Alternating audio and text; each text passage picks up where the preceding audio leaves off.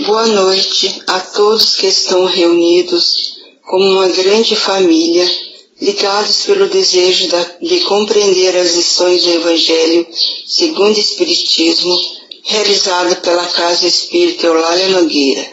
Pedimos a Jesus e à espiritualidade que nos ilumine neste momento de aprendizado.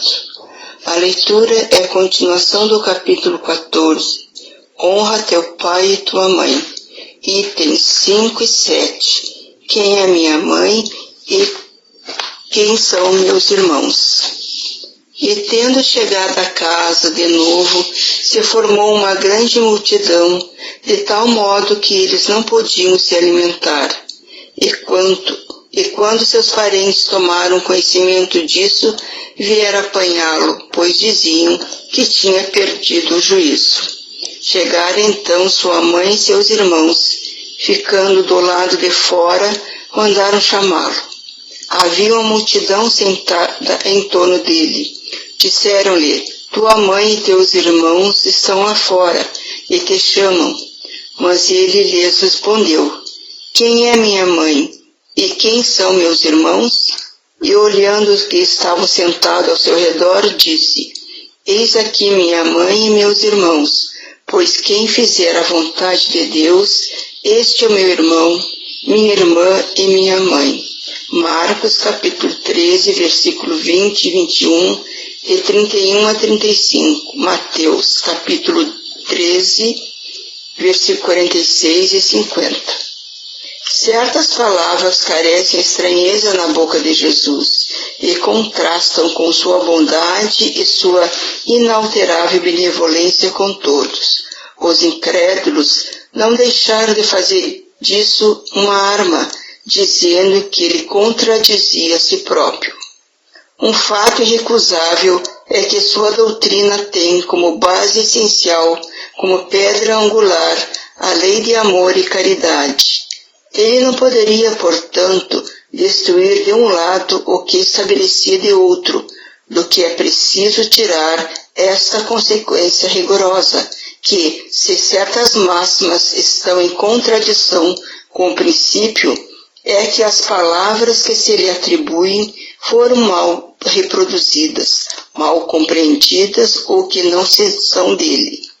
Espanta-se com razão de ver, nessa circunstância, Jesus mostrar tanta indiferença para com seus parentes e de certa forma renegar sua mãe. No que diz respeito a seus irmãos, sabe-se que nunca tiveram simpatia por ele. Espíritos pouco avançados, nunca compreenderam sua missão. Sua conduta, aos olhos deles, era bizarra e seus ensinamentos não os tinha tocado, já que nenhum deles estava entre seus discípulos. Parece até que eles partilhavam até certo ponto as prevenções de seus inimigos. De resto, é certo que o acolhiam mais como estranho que como irmão, quando ele se apresentava em sua família, afirmando João, capítulo 7, versículo 5, que eles não acreditavam nele. Quanto à sua mãe, ninguém poderia contestar sua ternura para com o filho, mas também é preciso convir que ela não parecia fazer uma ideia muito justa da sua missão. Nunca foi vista seguindo seus ensinamentos, nem lhes prestando testemunho, como fez João Batista. Nela, a solicitude materna era o sentimento dominante. No que diz respeito a Jesus, supor que tenha renegado sua mãe seria ignorar seu caráter. Tal pensamento não poderia animar quem disse: honra teu pai e tua mãe. É preciso, pois, buscar um outro sentido para suas palavras, quase sempre veladas sob forma alegórica. Jesus não negligenciava nenhuma ocasião de dar ensinamento. Tomou, pois, a que lhe ofereceu a chegada de sua família para estabelecer a diferença que existe entre o parentesco corporal e o parentesco espiritual. Então, como todas as lições do Evangelho são perfeitas e completas, cabe-nos fazer um comentário conforme o nosso entendimento.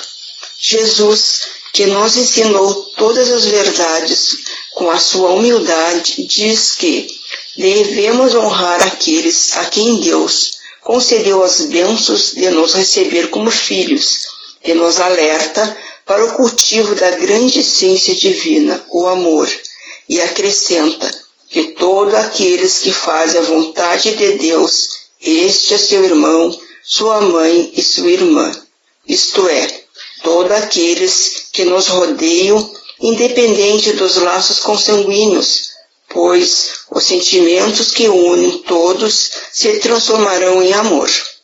E ele nunca renegaria sua família, apenas aproveitou o momento em que se encontrava reunido com o povo e complementou dizendo que todos os seres são filhos do mesmo Pai e que todos fazem parte da grande família universal.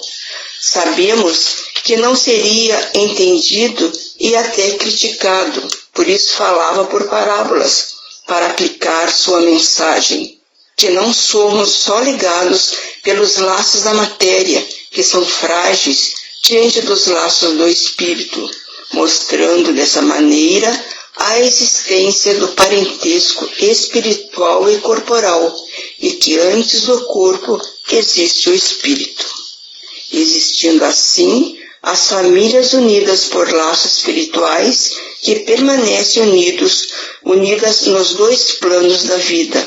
Os laços terrenos são frágeis e necessitam de paciência, compreensão, para podermos conviver com os componentes dessa família. Diante disto, somos componentes da grande família universal, isto é, a humanidade inteira, pois o amor é universal, ele atinge todos os seres. Essas famílias, pela reencarnação, se reúnem em grupos em diversos pontos do planeta, para que adquiram a compreensão da união, do amor e da educação moral, que é a verdadeira missão da escola terrena. Pois é através do lar que Deus nos concede as bênçãos do cumprimento de suas leis, amando e libertando-se do ódio e da vingança, e através do amor chegar ao perdão, que levará todos à perfeição. A terra é a escola e o lar é o complemento, pois é nele que vamos completar os estágios de evolução, para nos reunirmos à grande família universal, ligados pela solidariedade e a caridade, para alcançar assim a futura felicidade e entendermos a lição de Jesus, quem é minha mãe, quem são meus irmãos, e que o nosso próximo é o nosso irmão. Emmanuel afirma que a melhor escola ainda é o lar, onde a criatura deve receber as bases dos sentimentos e do caráter. Para encerrar, pedimos à espiritualidade e os médicos que cuidem das águas, deixando o remédio aos necessitados da cura do corpo e do espírito. Agradecendo a Deus e a Jesus a proteção e amparo que recebemos, e também a doutrina espírita que, segundo Emmanuel, nos oferece a chave precisa para a verdadeira interpretação do Evangelho, e a doutrina do Cristo é a doutrina do aperfeiçoamento moral em todos os mundos. Que assim seja, uma boa noite a todos.